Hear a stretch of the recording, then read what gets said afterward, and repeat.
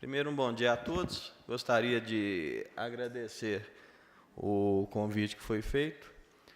Uma pequena introdução da nossa entidade, a Câmara do Mercado Imobiliário, o Secov, é uma entidade que já tem uns 40 anos de existência, representa as empresas loteadoras, incorporadoras, corretoras, administradoras de imóveis e de condomínios.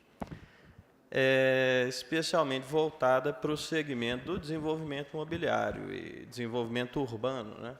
E gostamos de trabalhar e desenvolver o desenvolvimento urbano sustentável. Também, do modo como falou o doutor Eduardo, eu vou alterar um pouco a linha de raciocínio que eu tinha pensado para cá, em razão do alto nível das palestras que precederam, da qualidade das apresentações, do que já foi colocado, né? Também peço desculpas que, devido a um evento à tarde, não vou poder permanecer para o resto do seminário, mas vamos deixar a nossa contribuição. Bom, o doutor Eduardo colocou um negócio importante, que a habitação ela tem que ser feita para a felicidade das pessoas, para a qualidade, para a vida boa das pessoas. E a gente acredita muito nisso, né? Que não há um uso mais nobre para o solo que a moradia com qualidade de vida. E dentro desse sentido, aproveitando o que o doutor Nilo trouxe, focou muito, mostrou as áreas cinzas, a gente queria trazer primeiro alguns poucos exemplos de ocupações que promovem as áreas verdes, né? Aquelas ocupações mais verdes, com mais permeabilidade dos recursos naturais e que decorrem de um planejamento correto, bem feito, estruturado, desenvolvido em conjunto com a coletividade, com a sociedade. Então, esse primeiro exemplo é o Retiro do Chalé, que é um bairro em Brumadinho. Isso é uma foto da época da implantação, lá pelos idos do 1980, ainda em preto e branco, mas a gente vê que praticamente não tinha vegetação, era uma área de pasto, com uma mata por aqui só e pouca vegetação, uma área degradada. Isso é a situação do bairro depois de uns 20 anos, 15 anos. A gente vê que há uma sensação de as casas no meio da mata, e isso nos dias de hoje, né? Como é que ficou esse bairro depois de implantado esse condomínio. Isso não está dentro exatamente do sinclinal, está no pé da Serra da Moeda, na bacia do Paraopeba. Aí uma outra visão dessa impressão das casas permeando a mata.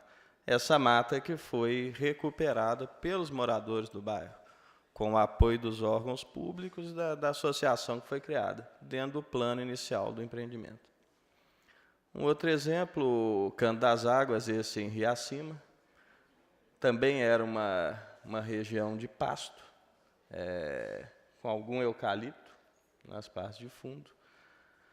Isso na época da implantação. Uns 15 anos depois, 20 anos, já tinha esse aspecto. Mais uma foto, mais ou menos da mesma posição. Aí uma outra vertente que fica fácil de identificar a recuperação. Tudo isso é feito dentro da perspectiva do o que é que as possibilidades que um empreendimento novo contém. Quer dizer, o empreendedor ele tem uma oportunidade única de estabelecer um regramento especial para aquela área que ele está empreendendo, dentro do sistema formal de empreendimento. A Lei 6766 permite isso. O contrato de compra e venda ele pode permitir restrições adicionais. E dentro dessas restrições você pode incluir uma cultura de conscientização e de trabalho para a recuperação ambiental da área. Esse outro exemplo é em Nova Lima, chama Veredas das Gerais.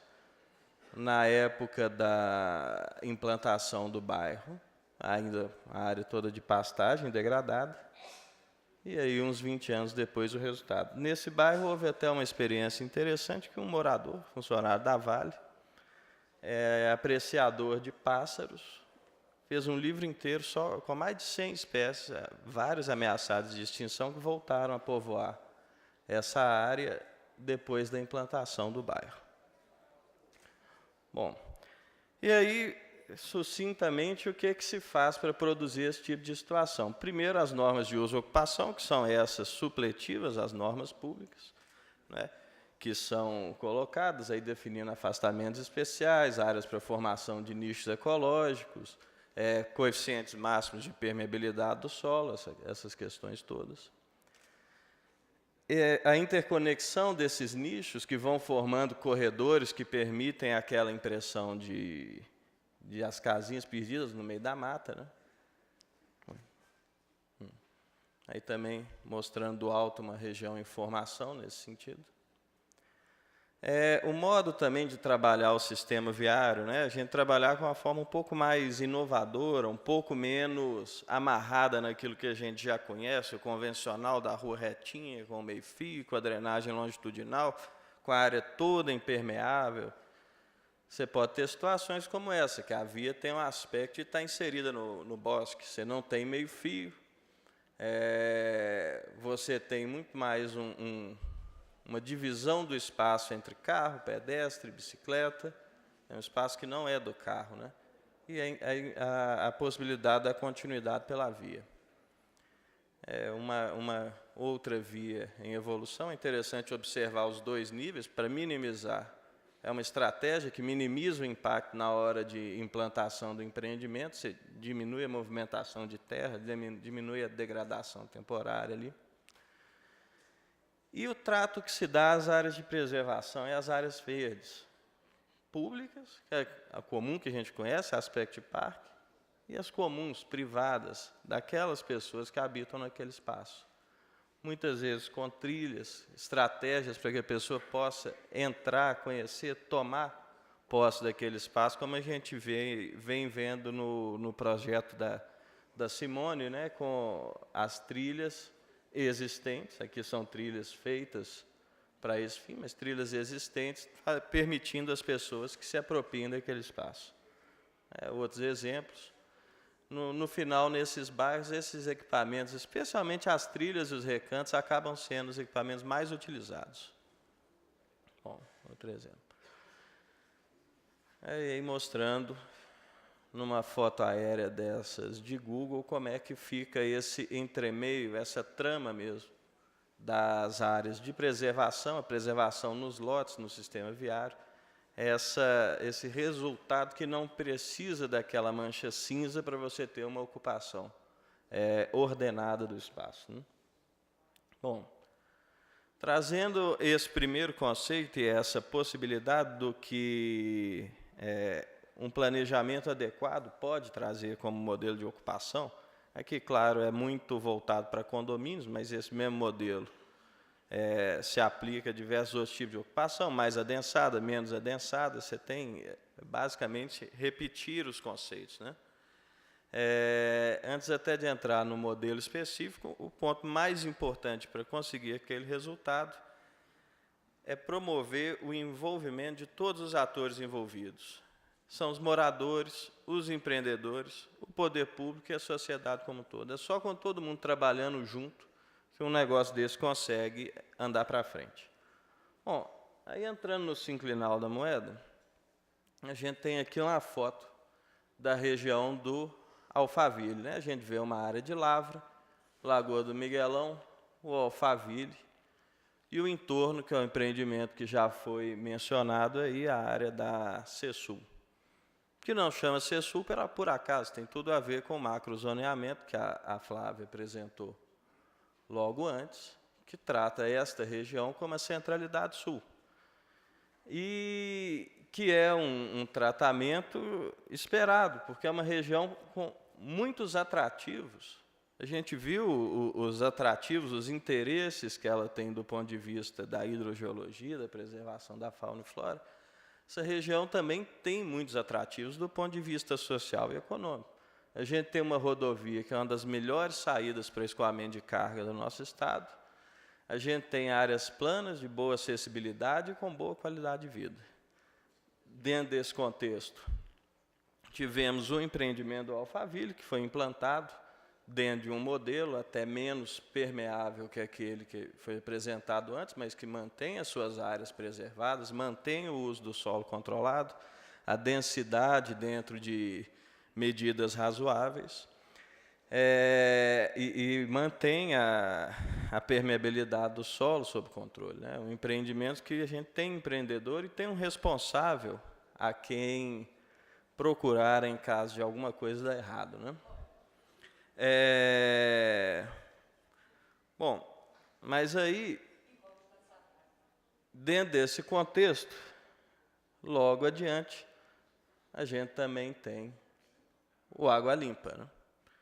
Que hoje é a nossa maior favela em implantação do nosso estado. É o que eu acredito, gostaria que não fosse, mas eu acredito que vai se tornar a nossa favela da Rocinha, né? E isso acontece, em primeiro lugar, por uma questão de demanda. As pessoas querem ser felizes e elas querem morar com qualidade de vida. Esse público que hoje habita o Água Limpa, ele não mora com qualidade de vida no lugar onde ele estava. Veio para cá em busca disso. Isso decorre de uma política pública para habitação de baixa renda hoje, muito mais voltada para o conforto e a tranquilidade dos órgãos públicos, da prefeitura, das concessionárias, como essa aqui onde a gente está, do que para o conforto e o bem-estar do cidadão, né? Dentro desse contexto, a gente enxerga aquela população de 5.200.000 habitantes da metropolitana. Desses, 48% tem menos de 25 anos. Isso são 2,5 milhões de habitantes. Isso é gente que vai desdobrar, vai ter que sair da casa dos pais para casar, vai ter que mudar. Isso é potencial de mercado. Dentro desses 48%, 2/3 vão receber menos de 2 salários mínimos, 66%. Isto são 1.600.000 pessoas que o mercado formal não abrange, ele não atinge. É gente que precisa pagar R$30 mil no lote, no máximo. Não tem esse produto no mercado formal, porque no informal ele está aqui. Isso aqui tem um empreendedor, isso aqui não é um negócio que aconteceu espontaneamente, não. Esse pessoal não saiu de Neves, da Bahia, de onde quer que eles vieram, e saiu entrando.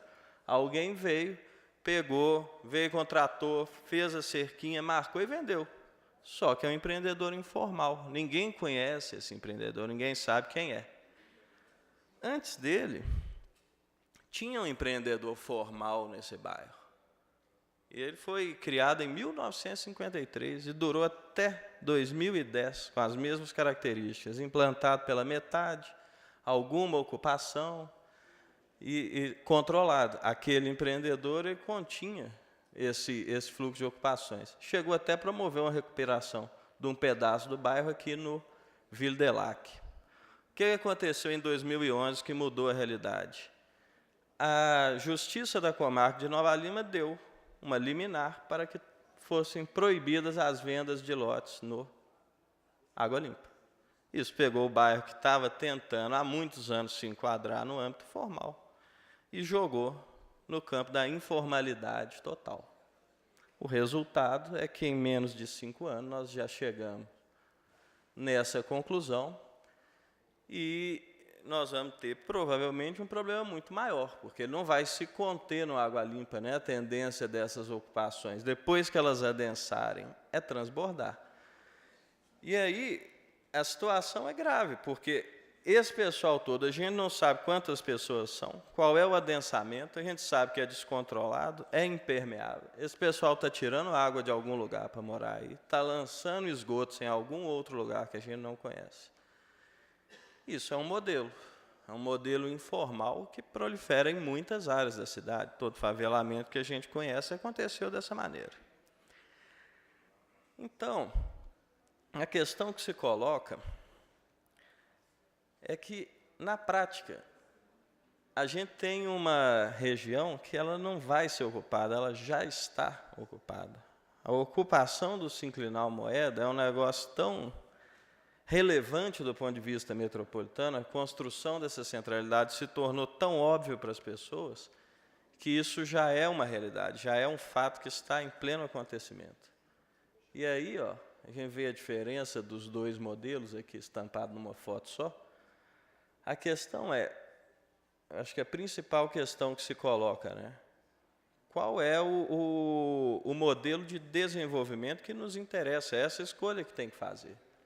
Se nós vamos querer o modelo formal ou informal para essa região. E com esse foco, que o principal indutor do modelo informal é essa questão excessivamente burocrática,